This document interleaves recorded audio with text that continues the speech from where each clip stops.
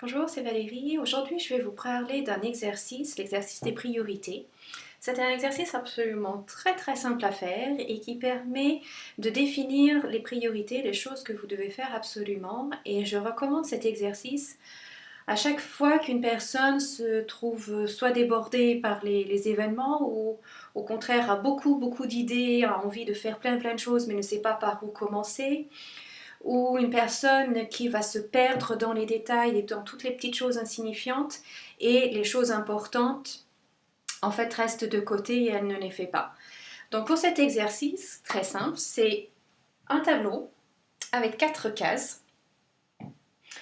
Dans une case, ce qui est important et urgent et pas important, important et pas urgent, et ni l'un ni l'autre, ni important ni urgent.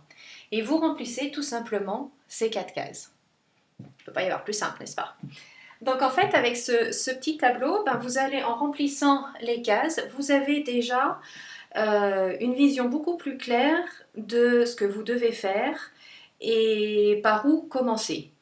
Donc vous avez deux façons d'utiliser cet exercice. Soit vous l'utilisez pour la journée, et ça je vous recommande de remplir le tableau la veille au soir, comme ça dès le lendemain matin, quand vous vous levez, vous savez déjà par quoi vous devez commencer. Si vous avez quelque chose d'écrit dans cette case, bien évidemment c'est par là que vous commencez.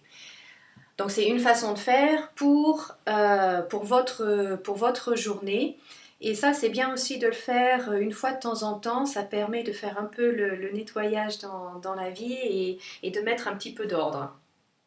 Ou alors, vous pouvez le faire, cet exercice, vous pouvez le faire également pour une semaine. Donc, ce qui vous permet de planifier une semaine. Toujours la même chose, en remplissant les cases.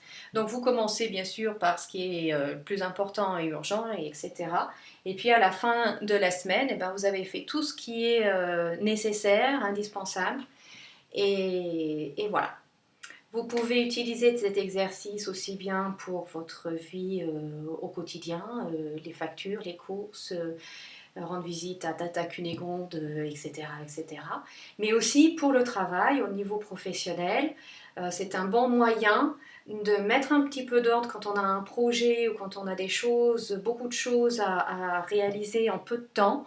En fait, en remplissant, en prenant le temps de remplir ce tableau, on gagne vraiment du temps après parce qu'on ne se perd plus dans les détails et où on n'est plus submergé, ou si vous êtes le genre de personne qui commence tout et qui ne finit jamais rien par exemple, ça c'est un très bon moyen d'y remédier. Voilà, c'était le petit exercice du jour. J'espère que vous trouverez ça utile et surtout que vous le mettrez en application. Voilà, je vous souhaite une très bonne journée. Je vous dis à bientôt. Bye bye.